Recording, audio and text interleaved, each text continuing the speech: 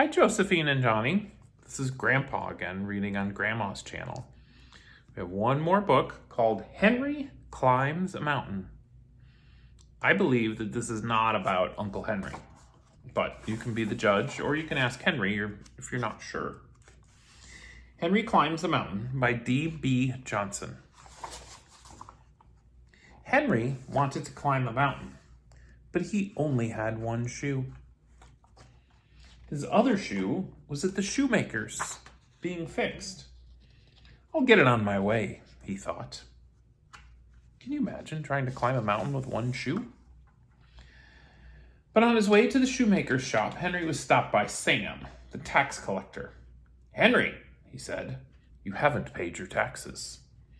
Pay a state that lets farmers own slaves? Never, said Henry. You'll have to pay or go to jail, Sam said. Then take me to jail, said Henry. And Sam did. The door slammed shut. Henry lay down in the bed and looked up at the white walls and the white ceiling. He put his bare foot against the wall. I wish I had my other shoe, Henry thought. Henry's in jail with one shoe. He took crayons from his pocket and drew a shoe on the white wall.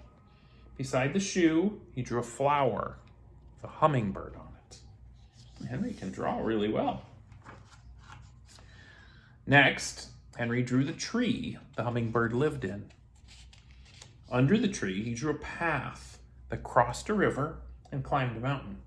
Henry got his shoes wet. I didn't know they had crayons in jail.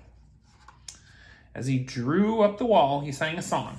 The bear goes over the mountain, the bear goes over the mountain, the bear goes over the mountain to see what he could see.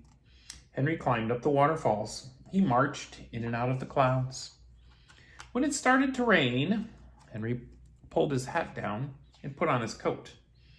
He drew a hawk soaring in the clouds on the ceiling. At the top of the mountain, Henry met a traveler coming up the other side. He was singing this song. The other side of the mountain, the other side of the mountain, the other side of the mountain will set me free at last. Henry and the traveler sat together on the mountaintop. They laughed and talked and sang more songs. You have no shoes, said Henry. Are you walking far? As far as the star in the north, the traveler said. That's a long way, said Henry. Take my shoes. The traveler put on Henry's shoes. He stood and waved. Thank you, my friend. Henry started back down the mountain. The path went down and up and down again over sharp rocks that hurt his foot. He tripped over tree roots and logs in the path. Ouch, said Henry.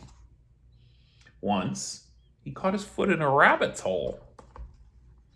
Henry rolled down the last hill and splashed across a river. He had not slept all night. The sun was coming up when he stumbled in to the small room. Just then, the door opened. It was Sam. Someone has paid your taxes, Henry, Sam said. How does it feel to be free? Henry smiled. It feels like being on the top of a very, very tall mountain.